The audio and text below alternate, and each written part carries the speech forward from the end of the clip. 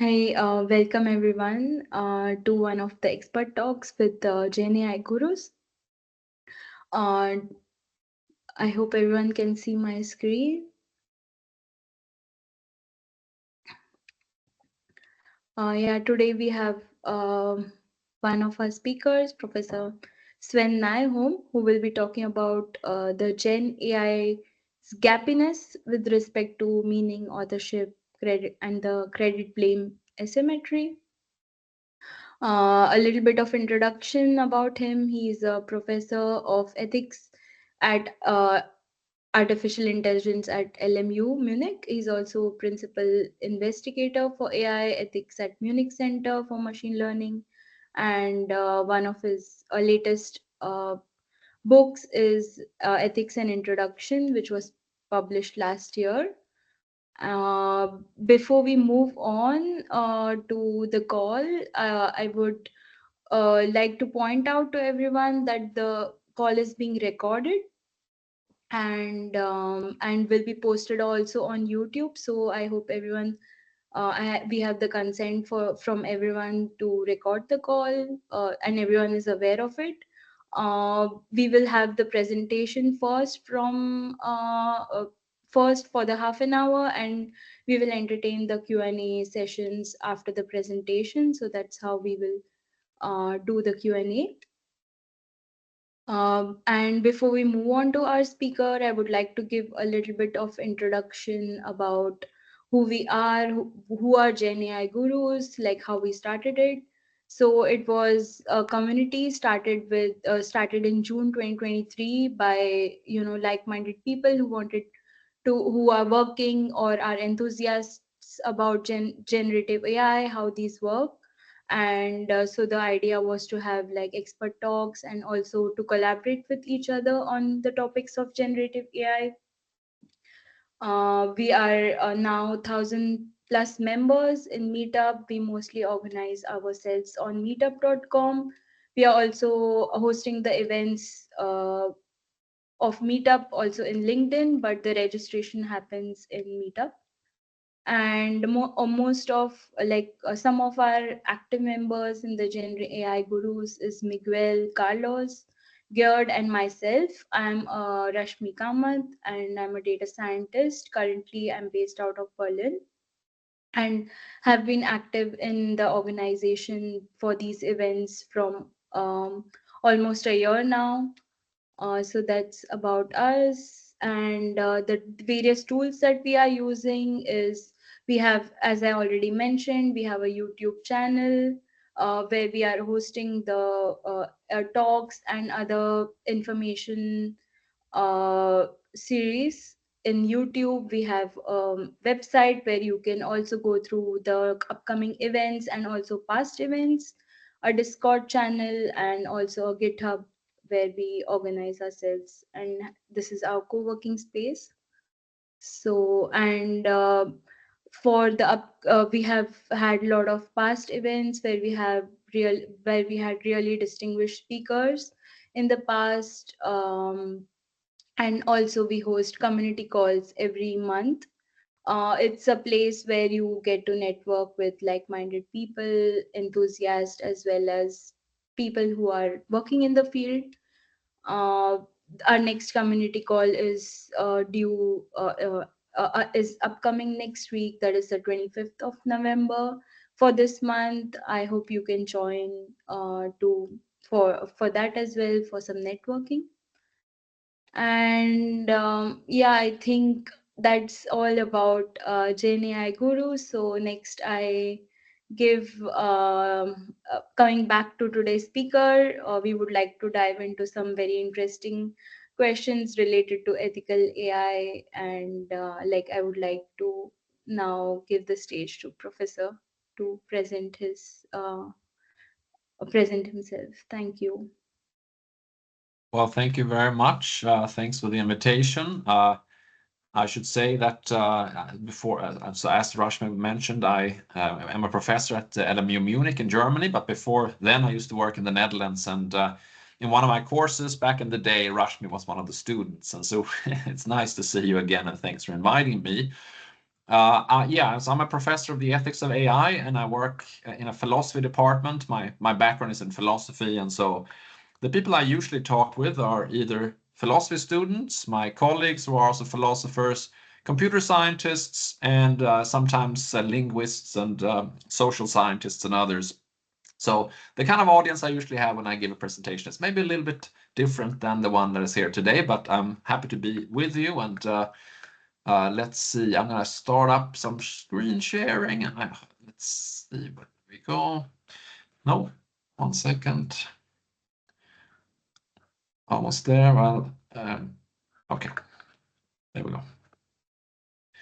So, as Rashmi already mentioned, the title of my presentation, it's a bit long. Generative AI's Gappiness, Meaningfulness, Authorship, and the Credit Blame Asymmetry. I'm going to explain what I mean by all of this during the course of the talk. But to kind of get us started, I'm going to start with some examples.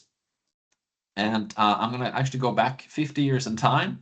So this is 1974. And so where I'm from, Sweden, we were very proud of ABBA, the music group that burst onto the scene back then. They were already famous in Sweden, but they became internationally famous when they performed in the Eurovision Song Contest with the song Waterloo. As you may know, they went on to have hits like Dancing Queen and so on and so forth. They're very well known.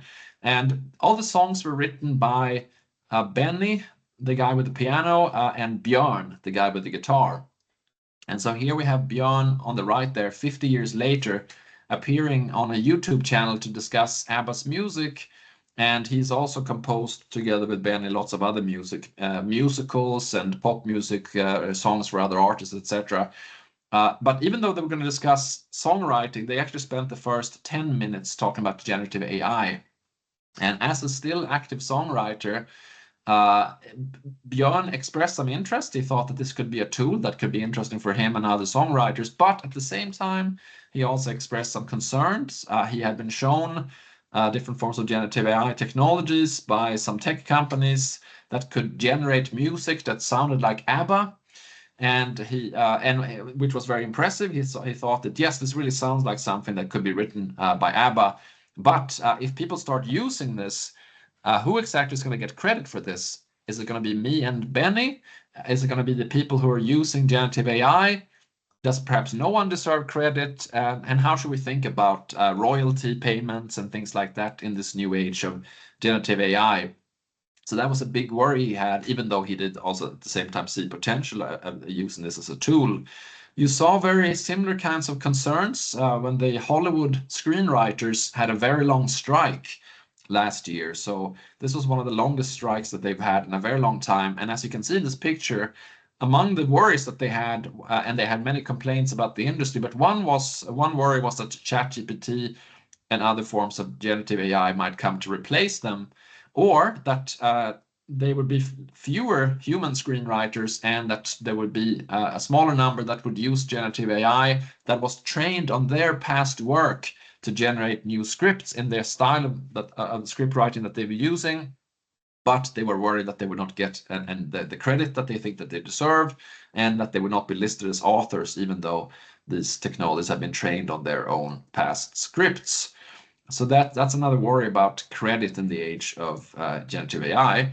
A similar kind of example, and I don't know if people have seen this picture before, but this won a photo competition, the Sony World Photography Awards, I think in 2023 as well.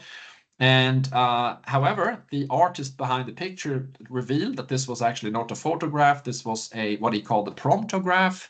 He had used generative AI to produce this. He handed back his first prize in the competition, and he argued that no one should win the first prize in a photography competition using generative AI. And he said about himself that he was a good promptographer. He's not a good photographer. And so a bit of performance art on his part. So he had made a very interesting picture, and it's a very striking picture, but he said it's not a photograph, so I shouldn't win a photography competition.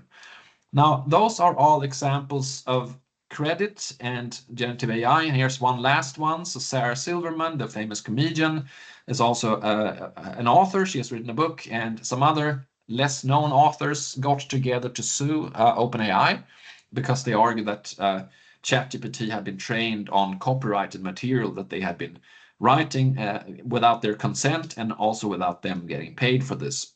Another concern about credit for where credit is due as they saw things. Now, turning over to another way that people have reacted to material produced with the help of generative AI, people sometimes also get blamed for it and people criticize it. One of my favorite examples of this was some people who were trying to sell mushroom collection books on Amazon that had clearly been written with the help of generative AI. The problem, of course, being that generative AI will sometimes hallucinate facts, and in this case, there had been a dangerous advice that had been generated by these generative AI technologies, advising people to eat poisonous mushrooms, basically. So the authors of these books, well, the ones that presented themselves as authors of these books, trying to make money off of them on Amazon, were their books were taking off and they received a lot of criticism. Luckily, I think no one ate poisonous mushrooms as a result of this, but obviously there was a big risk. People are sometimes criticized for writing things when it comes to using generative AI, not necessarily because the content is false or misleading, but because people find it unfitting.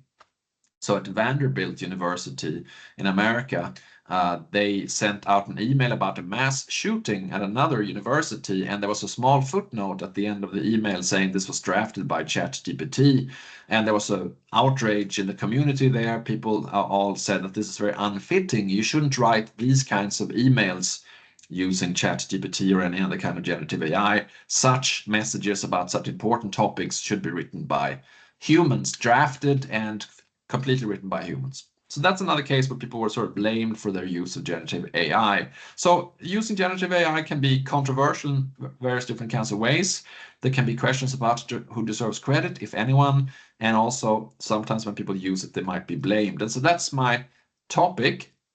And I'm going to approach the topic by describing what I see as what I'm going to be calling a certain kinds of gaps that arise in relation to generative AI that are discussed in the academic literature related to the meaning of the outputs or the meaningfulness of the outputs related to authorship and related to the topic that I just talked about, namely credit and blame. And I'm interested in how these things are all interrelated. And I actually think that the way that we think about some of these topics when it comes to humans don't necessarily apply in a smooth and obviously easy to understand way when we think about humans using generative AI to produce outputs.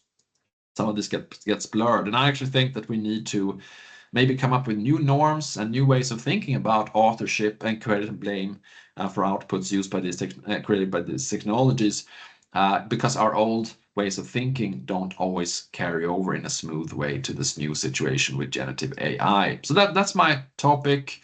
And again, in my title, I use the term Gappiness. I didn't invent that. It actually comes from a book about Shakespeare. So Emma Smith, one of my favorite academics, Oxford Shakespeare professor, has this nice book, This is Shakespeare, and she argues that one of the things that she likes about Shakespeare's works is that they actually raise more questions than they answer, and Shakespeare's works also have a lot of gaps. There's a lot of gappiness, he says. Characters are not described. There are no stage directions, almost no stage directions, and so people who read these works, they have to fill the gaps. There are things that are missing, and it's up to the people who perform the plays or who read them to kind of fill the gaps. And this is what makes them exciting and interesting. One of the things that makes them exciting and interesting, according to Emma Smith. And in the same way, I think that generative AI is sort of interesting from an ethical and philosophical point of view, because there are lots of gaps. There are things that are missing if you compare the outputs to outputs that are solely created in a sort of old-fashioned way by humans painting pictures, creating music, writing texts, not using generative AI. Okay, now one recent development that is interesting to me and a lot of my colleagues is what are sometimes called personalized fine-tunes models. So if you take a general model such as GPT-3 or 4, whatever it might be, then you can further fine-tune it by adding training data that is very individualized. And then you can make the generative model sound like a particular person. For example, the famous philosopher Dan Dennett was part of an experiment with Anna Strasser, pictured here in the picture, trained or fine-tuned GPT-3 to make it sound like Dan Dennett, and indeed it was very convincing. So people who were read his philosophy had trouble telling outputs from this Dennett bot apart from outputs created by Dan Dennett himself. This can also be done, and that bot spoke in the first person. So if you asked it a question, it would answer as if it was Dan Dennett, the philosopher, answering. Some philosopher colleagues, such as Luciano Floridi, also have a bot trained on their function on their work, but that particular bot speaks in the third person. They said, Floridi thinks this, Floridi thinks that. So people would not be fooled to think that it's the real person writing messages. Some other colleagues, Sebastian Porzaman, Julian Savulescu, and Brian Earp, who have trained, I think it was GPT-3 as well, or maybe 4, on their own work. And so now they can write papers that sort of uses generative AI that sounds like them, as opposed to just sounds like general language from the internet.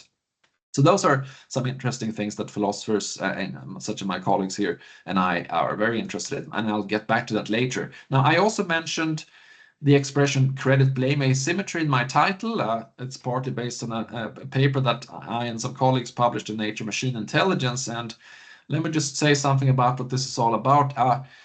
The worry that we expressed in this paper is that actually it might be easier to be blameworthy for outputs that you create with generative AI than to sometimes deserve credit. I mean, the more you rely on generative AI to write your music, to create your pictures, to write your texts for you, the less you might have to work yourself, the less skill you have to perhaps have, the less less time you have to perhaps sacrifice, and so the output, in a certain sense, will be based on inputs in the training data and perhaps not efforts on your part. I mean, so think of a student who hands in a take-home exam by just putting in the questions as prompts into ChatGPT and then hands in the responses.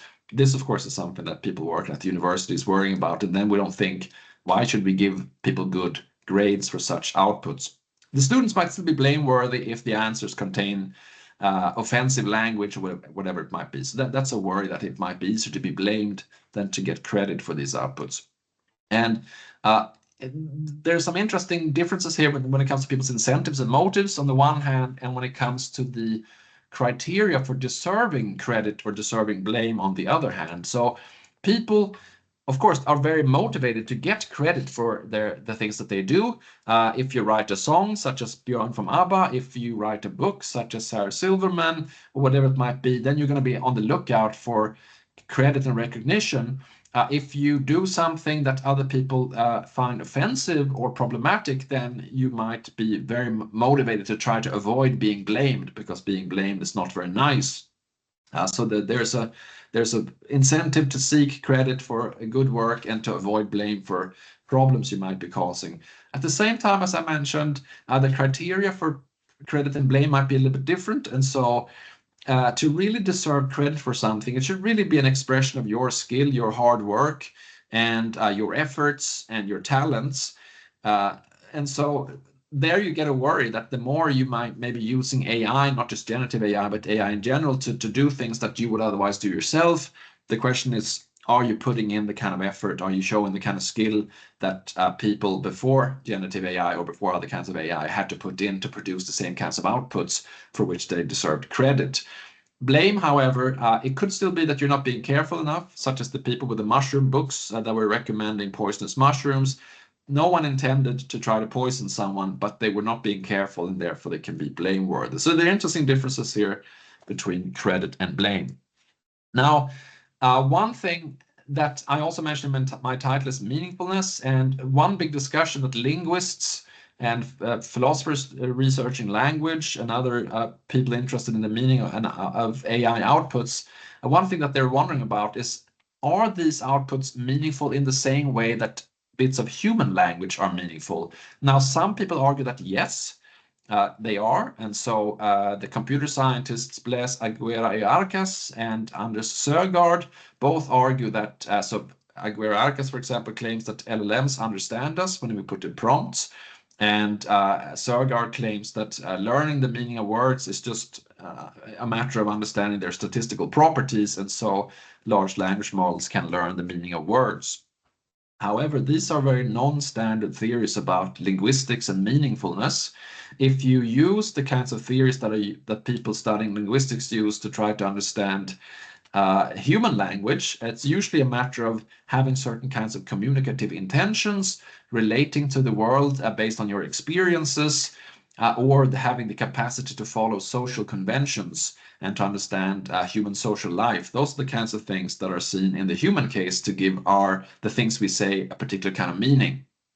And so Fintan Mallory, the philosopher on the top there, and Emily Bender, the computational linguist on the bottom with her parrot, and that's an allusion to her famous paper, Stochastic Parrots. They worry that with large language models, there are outputs that look meaningful to us, but strictly speaking, are not meaningful in the way that human speech acts or text written by humans are. There is, Emily Bender argues, an illusion of meaning, and they think that LLMs don't understand anything. And why is there a picture of an octopus there? Well, I'll briefly explain a thought experiment that Bender uses to try to illustrate why she thinks this. And that is based on a very famous thought experiment by the philosopher John Searle from the 1980s, where he imagined that he was in a room with a notebook, with an instruction book about how to combine Chinese characters to create meaningful messages. And without knowing Chinese, a person could, strictly speaking, respond to messages coming in from one direction by combining characters and giving them out to the person on the right. And that could look like to the person on the right as if the person in the room understands Chinese. But it could very well be that he's just following rules blindly about how to combine characters, and so sort of faking his way. And this is supposed to be a thought experiment that casts doubt on the fact that old rule-governed AI systems understood what they were doing. The updated version featuring the octopus is a little complicated. I'm going to try to summarize this quickly, but there are two people on two islands, and they can only communicate by Morse code using a telegraph machine, and there's wires on the bottom of the ocean, and on the bottom of the ocean there happens to be a very intelligent octopus. So Emily Bender came up with this example, not me. And then the octopus has the capacity to pick up on patterns.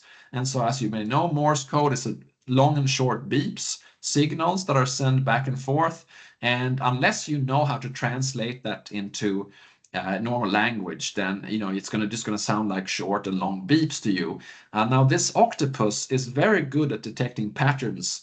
And so it starts detecting patterns. Sometimes they're long beeps, sometimes they're short signals, and it starts being able to kind of predict when from one island, let's say Alice on the left side, sends certain kinds of beeps and signals to Bob on the other island, then Bob is likely to respond with certain beeps and signals, and so on. And so one day the octopus cuts the wire and starts taking up the role of one of these people and starts sending beeps and signals back and forth.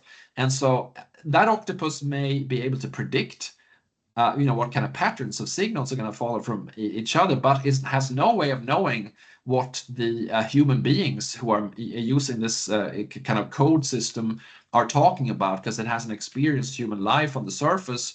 And so, I mean, this is supposed to be an analogy with generative AI. They are able to pick up on patterns in data sets, but they're not living in the world, and so they don't sort of know from their own experience what the world is like.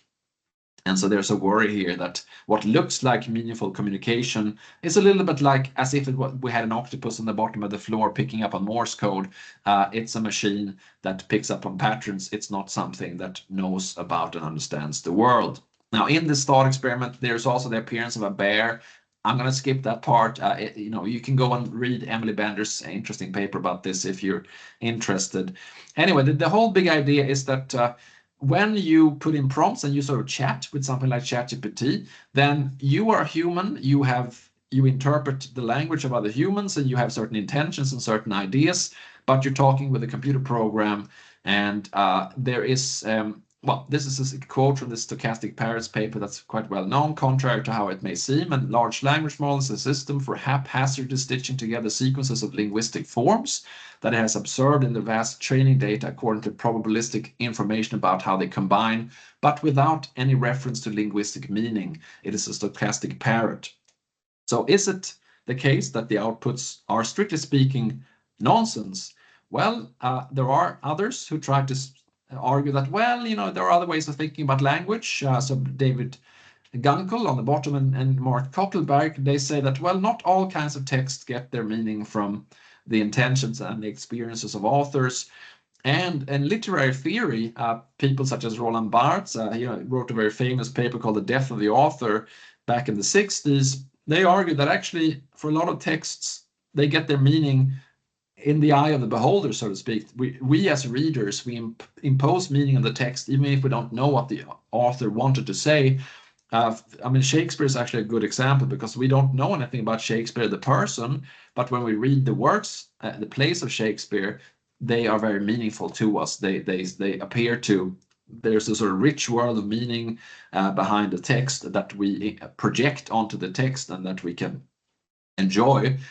Michel Foucault is another famous theorist working in the 60s and 70s. He also has an interesting discussion that Gunkel and Koppelberg says is relevant to generative AI, because Foucault asks, why are we so obsessed with asking who is the author behind every text? We have to reflect, what is the function of authorship attributions? And so that's an interesting question to ask. If you use ChatGPT and if there's an unclarity about who is the author of the output, you might follow Foucault and asking, well, why exactly do we care about authorship? Now, some comments about this. First, this death of the author thesis from Roland Barthes, that's supposed to be about literary interpretation and criticism. It's not about all kinds of text. So that's one reason why you might be careful about leaning too heavily on that type of approach when you think about the outputs of LLMs. And what about what Foucault says about authorship? How do we relate that to large language models and generative AI? Could they fulfill the functions that we associate with authorship? Well, when Foucault himself, he thinks that authorship is partly a matter of asking, well, if there's something wrong, who could be criticized or punished? That's one of the reasons he thinks that we want to know who is the author of what. Another thing is that he thinks that authorship has to do with authority. If you read a book about some medical topic, for example, you want the author to be a doctor so-and-so. If you read a cookbook, you want the author to be a chef. And so we care about authorship, says Foucault, because we care about who is responsible and also who is an authority on a topic. I think that this forgets that thing that I started with at the beginning when I talked about the Hollywood scriptwriters, when I talked about Sarah Silverman, when I talked about Björn from ABBA. We also care about authorship because we care about who deserves praise, recognition, or maybe even royalty payments for text. That's another thing that matters and that we shouldn't forget when we think about authorship. And so the question would be, could LLMs be punished for their writings, their outputs? Could they have authority? And could they deserve credit? And if you think no, then you might think that, well, perhaps humans using these technologies could be authors, but the technology itself should not be an author. However, there are scientists who list generative AI, ChatGPT, for example, as a co-author on their paper. A lot of people in the scientific communities, the two biggest and most important academic journals, Nature and Science, forbade this. They said that in order to be an author, you have to make not only a substantial contribution, you also have to approve the final version of the paper, and you have to be accountable for the content. And something like generative AI could generate content, yes, but it cannot approve of anything because it's not like a human being, and it can also not be held accountable for the contents, because for that you also have to be a human being. There are people such as the philosophers Ryan Jenkins and Patrick Lynn who argue that no, people sometimes die before they are able to approve the final version of their book or and be accountable for their outputs. And so it might sometimes be enough that one has made a substantial contribution to be a human author. Why should we make a distinction between human authorship and generative AI authorship? How good is that dead author argument. Well, if that human person had not died, they could have approved the output and they could have been accountable. But generative AI, in a certain sense, it's like a zombie. It's neither dead nor alive, and so it can't do those things that the human author, had they not died, would have been able to do. So you might say then, okay, well, we should just rule out the idea that generative AI can itself be an author and can deserve credit, etc., for its outputs. And humans, they can understand the meanings of these texts. They can put their name on it and approve the text or music or image or whatever it might be. They can accept accountability. So why not just say that humans are always the one and only author of these outputs? Well, then we get back to this issue of whether one really deserves credit for the outputs. And here I think it's a matter of degree. The more heavily people use generative AI and the less they sort of have to do themselves. Again, especially if you're someone like me working with students at university, we are very unwilling to give people even grades at all if they rely too heavily on generative AI if they're supposed to write a paper. So in order for them to sort of be seen as they're actually being the authors of their term papers or their take-home exams, they have to do the work themselves, and then they can possibly get a good or bad grade. So there's a worry there. Again, I discussed in this paper about the credit blaming asymmetry that I published with some colleagues. Okay, well, what if you have done that thing that I mentioned before? What if you have trained the generative AI on the writings that you yourself have written in the past, and you make it, you fine tune it and to make it sound like a sort of a digital copy of yourself? Well, actually, so Porsaman and colleagues, they argue that, well, actually, this would then reflect your own past work, your own past skills. It's a little bit like, a master painter who has a staff of helpers that help to paint the picture, or a scientific lab leader who has help of a bunch of PhD students help to write a paper. So why can't we say that personalized LLM could, make you into the author, even though you outsourced some of the work to it? Well, it is an interesting idea, but a lot of the training data will still come from other people. And so in theory, you could also lose your capacity to write papers yourself while retaining your capacity to generate new content using your personalized generative AI model. And perhaps those old master painters or lab leaders in scientific labs actually claim more credit than they really deserve. And should we really take on board outputs from technologies that, according to Bender and Fintel-Maller and other experts on language, produce outputs that the technologies themselves don't understand? So that's a question I think we should worry about. So I've said that there are lots of gaps, and so I'm going to end by asking the question: is this something that we should worry about? Should we mind the gap or the gaps? Well, the gaps, as I've been describing them, are that there are certain aspects of the meaning of language, the meaning of music, the meaning of pictures that generative AI technologies do not understand and pick up on, because after all, they're computer programs and not human beings.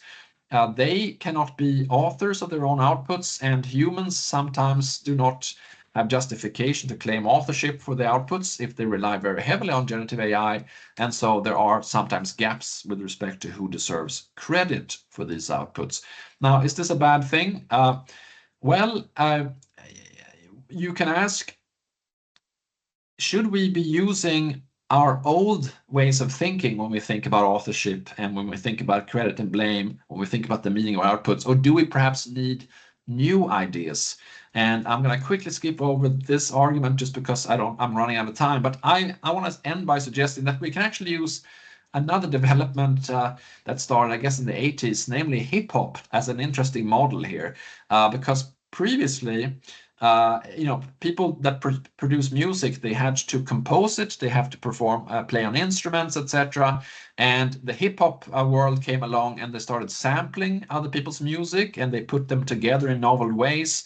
And they said about themselves, okay, we're maybe not musicians, we're maybe not composers of the traditional sort, but we produce music, we're creators. And just as Boris Ellickson said that he's a promptographer rather than a photographer, perhaps in the age of AI and generative AI, we should talk about promptership rather than authorship. That's to say, we might need new ideas, new concepts when we think about who is the author or prompter of what.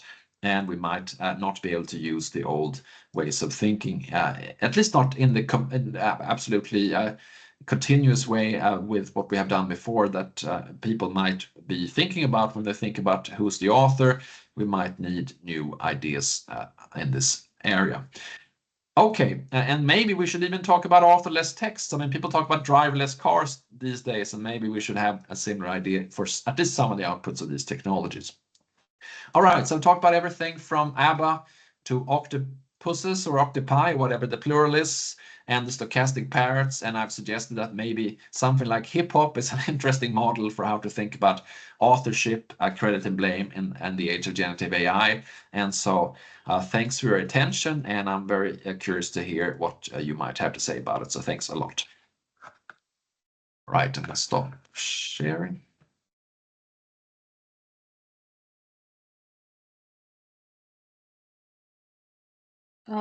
Thank you so much, Sven. I think it was really thought-provoking. So many interesting things to think about, especially when everyone is in the race of who will win this AI generation, and like who will be the leading company or developing new algorithms. We often, fail to see the important. I mean, see these aspects of gappiness of credit, who gets the credit, whether credit is really needed, or authorship, like you mentioned, is it really important. So it was definitely thought provoking. I think next I would like to know if anyone from the audience has any questions related to this or some suggestions or comments. Please feel free to mute yourselves, and or uh, also feel free to switch on your cameras if you would like. And yeah, I give the stage to the audience now.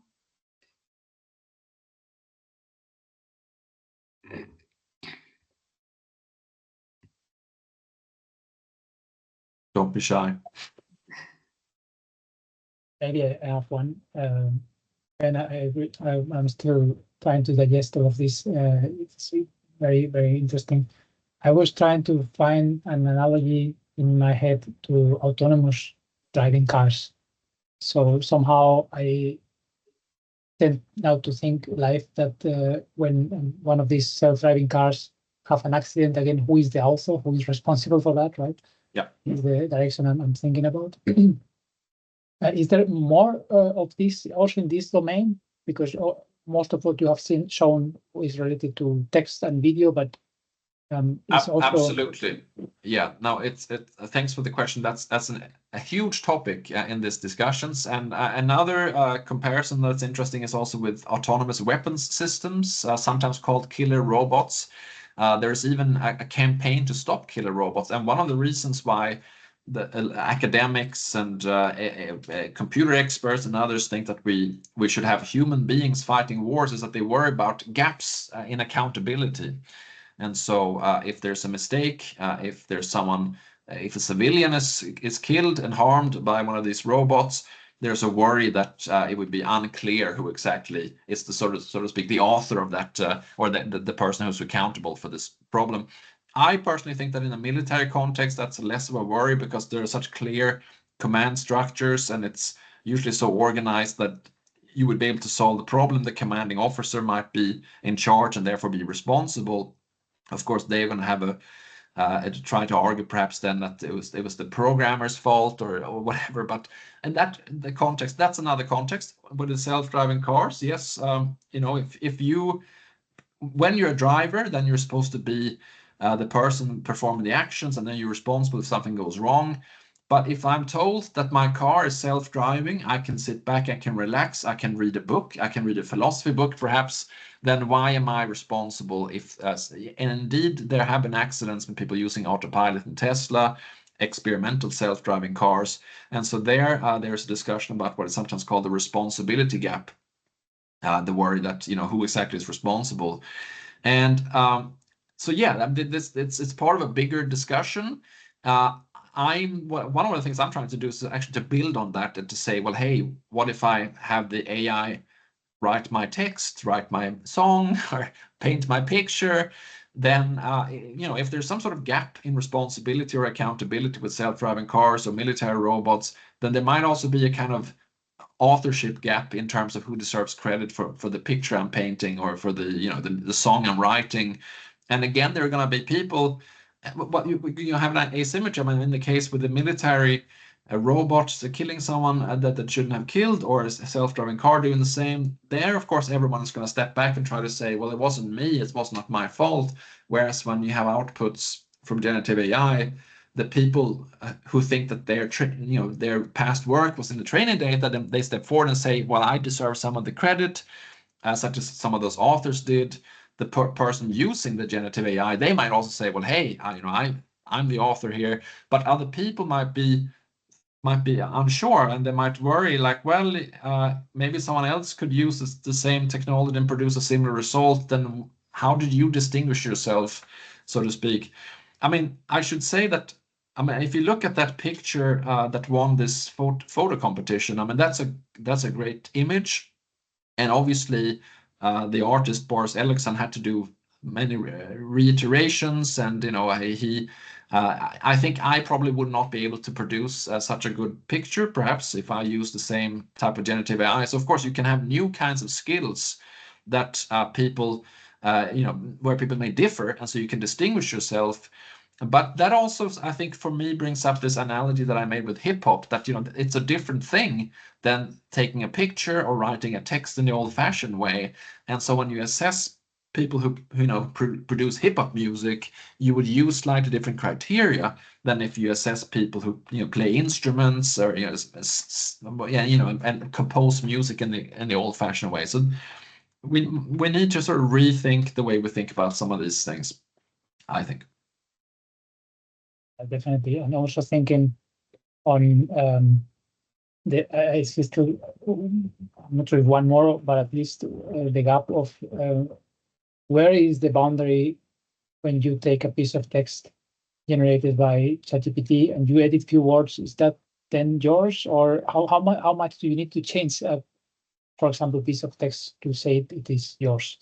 Absolutely. I mean, I think that's a great and difficult question. I mean, one thing that people sometimes point out here is that there's a sort of distinction between content generation in the sense of like, what is the text about? If you have the generative idea also come up with the ideas, then it might make less sense to say that you were the author. If you put in ideas and you just sort of ask the generative AI technology to kind of formulate this in a nicer way, because maybe you're not very good at expressing yourself, then the ideas maybe came from you and the formulations. So you might not then get credit for the way things are put, because that was maybe not your work, but the ideas behind it might be your work. But if you both have the ideas be generated and the formulation of the ideas, and so that you just have to put your name on there, well, then you have very little claim to being the person who should be seen as the author who gets credit. So it depends. Yeah, thank you. Yes, very, very interesting. Frederick, I think you have now microphone. Yeah, right? it's actually switched to a different browser, so actually talking might work now. Yeah, thanks a lot for the presentation. Very, very interesting and thought-provoking. And yeah, right now I'm just feeling that AI is basically just a new tool in the toolbox, and we really don't know yet how to deal with it in the right way. I think that just takes time and lots of discussions about how we want to treat it. In the end, I'm not sure if it's really a good or if it's a right or wrong thing. I think it's just as you mentioned, the killer robots, it's a tool that we wield, and it really depends on the person in the end what we do with it. Absolutely. Well, it's a tool. I mean, it's an interesting tool because it's a tool that can do a lot of the work itself. I mean, if you have a hammer, if you have a guitar or a paintbrush or a pen, you have to do a lot of work in order to put the tool to use and to have an output. The whole idea of AI, I mean, not just generative AI, is basically that you're supposed to be able to hand over tasks that the human would previously perform, maybe using certain tools, to the technology, So yes, I definitely fully agree that it's a tool, and it depends on the user. I can use a self-driving car to drive someone to the hospital, or I can use it to ram into a crowd. Hopefully the self-driving car would be programmed in such a way that it would stop before it would run into a crowd. But of course, it maybe could be hacked and maybe could be used in that way. So yeah, I definitely agree that it's a tool and that it can be put in the wrong hands. On the other hand, at the same time, it's a tool that can do much more work for you than a good old-fashioned tool, so to speak. So that it creates much more uncertainty in terms of the role that you play. Yeah, I'm a software developer by trade, so this kind of feels like the rise. Oh, so I just lost you. The last bit of the question I couldn't hear. When it comes to software, basically, beforehand we were able to automate numbers and basically logic, and now suddenly we've got a new tool that we can automate text, and that is gonna.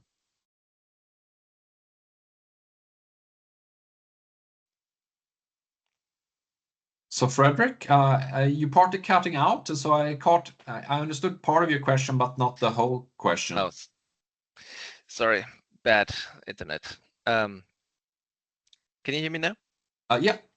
All right. Basically, I just said like I'm a software developer, and like this kind of feels similar to the rise of automation. Before Yes. we could automate we can automate numbers, we can automate logic with traditional software development, and suddenly we have a tool at our disposal that is actually able to automate text. At least when you look at, for example, ChatGPT or LLMs, and suddenly it's just I feel like we've gotten used to being able to automate software, and this is going to be similar to that. It feels bigger right now because so many people are talking and so many people see the potential, but I don't really see it as a scary thing right now. It's more like we have to be careful about it, think about it, and then we'll figure it out in the end. Absolutely. I mean, I think I agree with you. We should not be too scared, and we should not overhype the sort of the dangers and the risks. On the other hand, there are also some. I mean, just very anecdotally, I heard from my sister-in-law today, who works at a library, that someone came in and asked for a book, and they looked in the catalog and they found this. There's no such book, and they asked, well, where did you hear about this book? Well, and the person said, I asked ChatGPT to recommend a book, and ChatGPT had imagined, hallucinated a book that sounded very interesting to this person. And so this was, so the person wasted their time by going to the library. Of course, that was maybe they could get another book there, but still, I mean, you have people who don't really understand the way it works, and they will act on advice given by these technologies, and they might, perhaps they will eat a poisonous mushroom. Reading one of those books that I mentioned, just go into the library and not find that the book is there wasn't so bad. But these kinds of things, of course, can happen. It doesn't have to be the sort of the killer robots, super intelligence and those kinds of things that people sometimes worry about. You can also have this more, and as you say, maybe we have to get used to these technologies. We have to learn that we can't trust everything it says. But at least at the moment, a lot of members of the general public, I think, has a maybe mistaken idea of how these technologies work and what you can do with the tools. Mm-hmm.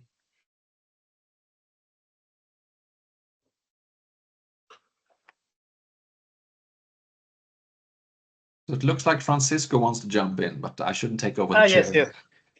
Yeah, I wanted to get a little bit more philosophical. So we have been seeing that generative AI seems to degenerate when you feed it things that have been produced. So now we are starting to produce a lot of things, but at the same time, it might degenerate, and we are also seeing or I'm afraid if we are going to keep foundational capabilities of humans, like how are we going to keep creating things like normal way? Are we going to keep having people that really paint instead of just prompting things together? So absolutely. No, and you're talking about synthetic data as not being very good, and when you train models, right? yes, that, and now that data is outside in the internet, it might be taken for new training runs and so on. Absolutely. So there is a big risk that we will just get bad quality or that everything will degenerate. Yeah, no, I mean that is one of those problems that what we are facing, and again that relates back a little bit maybe to perhaps different levels of knowledge about how these technologies work and how you can make them work well. And so if we allow too much of the internet content to be generated by generative AI, and we think that we can do the next model by training it on the content on the internet again, and then yes, you might have a problem. I mean, the more optimistic way of thinking about things, I guess, would be to say that people still like writing text and they still like painting and producing music, etc. So there's going to be enough people producing what could be training data for generative AI models. The problem might be, of course, then be to tell apart, what comes out of generative AI and what comes out of real humans, so to speak, and how can we separate the two from each other so that we can train the new models by using the right kind of inputs. That's something that I think that this is one of these things that we shouldn't just leave to people developing the models. I mean, it's a political problem that our political representatives have to think along, and we have to think about new forms of libraries, perhaps to go back to the library topic that I mentioned just now, so that we have the best kind of data so that we can build the best kind of models. But yeah, that's a great point. So thanks a lot for the comment. This story of the book in the library brings in my head a tool which is already there, which is called WebSim, where you can add in the browser the address. You can write whatever you want as an address, and it will live generate a website which would fit to that address. Oh, right. So I was thinking maybe in the future the library will say, we don't have that book, wait a second, now we have this book. Now we have it. There you go, an ebook for you. Yeah, exactly. Sure, yeah. Yeah, that thing with the library, that was earlier today, so that was a kind of funny anecdote, but yeah, but indeed, you can have it, but then the question is, let's play along with your example there, Carlos, and so what would the person say? I mean, I think a lot of people would then say, well, I wanted a kind of real book written by a human. I think that's a lot of the attitude that a lot of people today have. One question is if over time people's attitudes will change, so that they will say, well, I thought it was a real book, but hey, we have a generative AI generated book now that's as good. Doesn't matter to me so long as I enjoy the content. I don't think we're there yet. I do think that we care about, is this human produced or AI generated? Of course, a lot of content will be a mix of the two, so to speak. But still, I think our attitudes are probably still a little bit conservative on that way, so that the person would be, if they're like most people, sort of disappointed if that's the response. And so I think that tells us something about the attitudes that we at least have today. Who knows what's going to happen in the future? I do tend to think that we will still care a lot about whether it comes from a human or from AI, because when we communicate together, we are always trying to read each other, like, what are you thinking on the inside? What are you feeling? Like, are you happy or sad? Do you like me? Do you dislike me? What kind of attitudes do you have? We care about these things. And so we don't just take the output of what people say, what they write. We also try to put it into a context. We think about the relationship we have with them. Is this a friend, a partner? Is this someone that I have to watch out for, etc.? And given that that's the way we think about people and the things they say, I think that's it's going to be very hard to shake that and to just say, well, the only thing we care about are outputs, and so it might come from generative AI, might come from a person, doesn't matter. Yeah, true. And also, I think when it comes to like credit, for example, you gave the example of the mushroom.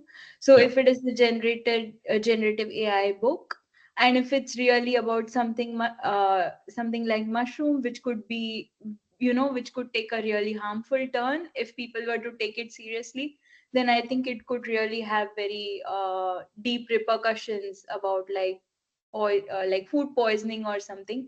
But for example, if it is just a leisure book, just maybe a novel, and people are aware of it, and are reading for like leisure, then I don't think there would be so much of a question of, where the content was generated. So Yeah, well, I mean, it's an open question. It would be interesting, of course, to do kind of a sociological studies about to what extent do people care about that? Is there a difference between younger people and older people? But yeah, that's a very fascinating question. If it's to do with life and death, then yeah, you want an expert who really understands what they're saying. If it's just entertainment, then maybe you care less. Will people be totally indifferent? Is this AI generated? Is this human? I don't know. I mean, they might still prefer humans, because then you can put it into a kind of a context. yeah. When it comes to music and authors, people sometimes they want to learn about the author behind the work.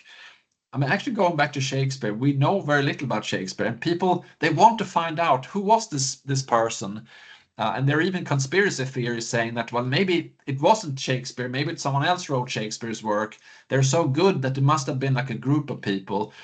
So it's at least some people have this sort of wish, they want to know, like who was Mozart, or like Beethoven, or like Shakespeare, like what kind of person produced these kinds of things. And so, yeah, at least for some people, they want to kind of get to know the human behind the output. Yeah, true.